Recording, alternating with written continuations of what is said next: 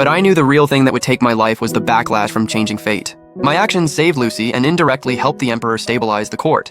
But the price was all my cultivation, until my life completely burned out. My clan elders found me in the mortal world and asked, "For one mortal, you gave up your entire legacy. Was it worth it?" I smiled and answered, "It was.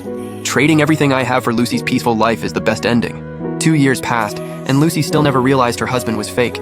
She got tired of the puppet's emotionless face and hated its blandness more and more.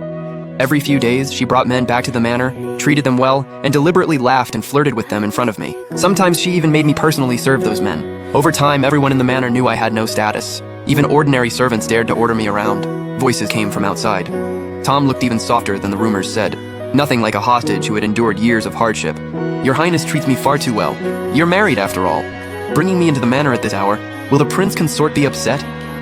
Lucy fell silent for a moment, then spoke firmly. "What does he have to compare with you? You're a hero of our kingdom, the savior of me and my brother. To me, you're closer than family. As my husband, he should have that much grace." Then she called coldly, "Jack, come out and greet Tom." The puppet received the order and bowed to them. Every move was respectful, but its face had no expression. Lucy hated that look the most. She rolled her eyes. "Go brew some hot tea and bring pastries." Then she turned to Tom gently. "You've been busy all day. You must be hungry. Want anything? I'll have Jack make it." Tom lifted his chin proudly and gave a fake smile. "I'm not hungry, just thirsty. How about the prince consort peel me an apple?" As he spoke, he pulled out a dagger. "Use this, it's sharp and easy." Just as the puppet reached for it, Tom suddenly let go, and the sharp blade landed right on the puppet's hand. A cut opened across its palm. Lucy instantly became nervous. She held Tom's hand and checked it carefully. "Are you okay, Tom? Did you get hurt?" Tom glanced at the puppet and shook his head generously. "I'm fine. I just didn't hold the knife steady. Don't blame him, Princess." But Lucy turned to scold me. "You're too careless. You used to be so sharp. When did you become so clumsy? You did that on purpose, didn't you?" Watching them sit together, laughing and talking, the puppet stood alone beside them, looking completely out of place. Clearly, Lucy's favoritism toward Tom was nothing like how she treated those other men. Even with the truth right in front of her, she could still twist everything and protect Tom, let alone things she hadn't seen herself. Even if I told her Tom had shot me on purpose, she would never believe it. The puppet dragged its slow steps back to the room. The wound on its chest still hadn't fully healed, and life force kept leaking out. It took off its outer robe and was about to steady its life force when someone suddenly pushed the door open. Lucy met its eyes and frowned slightly. "Jack, you're not actually hurt, are you?" "Your Highness, there's no need to worry."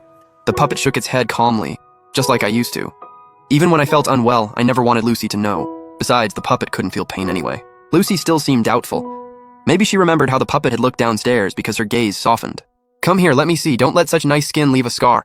Once the robe was pulled aside, a shallow scar appeared across its chest. Thanks to my life force repairing it in time, the wound had already scabbed over and healed, leaving only a faint mark. It truly looked like nothing serious. But Lucy stared at the scar, paused for a moment, then curled her lips in mockery.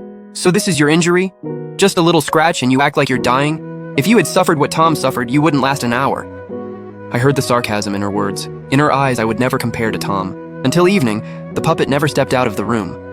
Lucy thought I was playing hard to get, since Tom always used that trick to control her. When night fell, Lucy pushed open the door as expected. She looked the puppet over from head to toe, her gaze stopping on its exposed chest. She used to say I was the most beautiful man she had ever seen. Not only was my face handsome, my body was also perfect, with a strong chest and elegant shoulders. Lucy lifted her hand and pushed. The puppet fell onto the bed. She leaned down slowly, her fingers sliding across its chest. "Jack, tell me, do you love me?" The puppet looked straight into her eyes and followed the command in my remnant soul. "I love you. Jack loves Lucy forever." A smile appeared on her face. Satisfied, she rested her head on the puppet's chest. But the next second, she looked disappointed.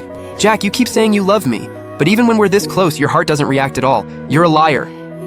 The puppet couldn't explain. It had no heartbeat to begin with. It could only repeat softly, "I love you, Lucy. I didn't lie. I'll love you for the rest of my life." Lucy was quickly comforted. She patted the puppet's cheek and said gently, "Then prove to me how much you love me." With one hand, she loosened her sash. With the other, she brushed across the puppet's neck and leaned down to kiss its earlobe. Ever since the puppet replaced me by her side, we had never shared a bed again. She had doubts, but never looked deeper. Just as things were about to go further, urgent knocking came from outside. "Princess, something happened! An assassin broke into Mr. Tom's room!" Lucy stopped abruptly, her long black hair spilling over the puppet like a waterfall. As their eyes met, complicated emotions surged in hers. There was anger at being interrupted, but even more worry for Tom. The puppet took the initiative to remind her. "Princess, there's an emergency with Mr. Tom. Aren't you going to check on him?" Lucy's eyes instantly darkened and her voice turned low. "At this hour, you really want me to leave?"